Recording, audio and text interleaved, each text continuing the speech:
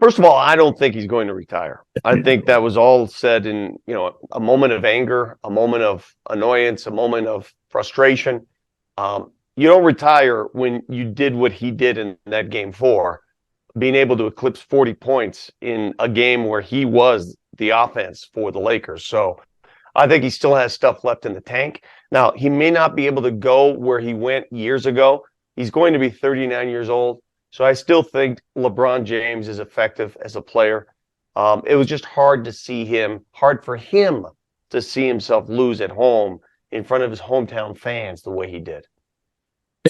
Players. Well, it's already a global game. I mean, you just look at the numbers, look at the digital numbers, look at the ratings.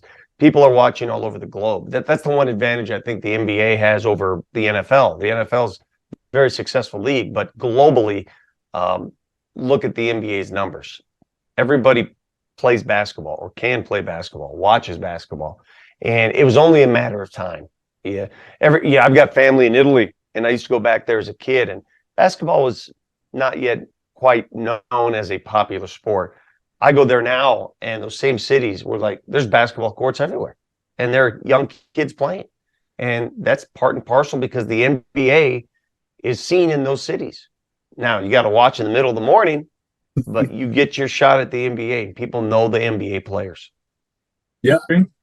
I think a lot of people are in disbelief, number one. Some are pleasantly surprised, and others are along for the ride. I mean, it's truly a monumental moment in Denver history for this team, this franchise, and it's one that people are just drinking in as we speak. It's wonderful to see basketball come to Denver and see Denver right now as the center of the NBA universe because it never has been in its history. Yeah, and it's a mentality. If you wrote a book on how the Denver Nuggets could get to the NBA championship for the first time ever, that book had to include getting past the Lakers to get there because the Lakers have been their dragon, and they had to go to the Dragon's lair. Before that win over the Lakers, before that sweep, the Denver Nuggets were 0 for 7 against the Lakers in playoff history. And that team, that organization, has persecuted the Nuggets for years. They've emptied the dreams of the Nuggets for years.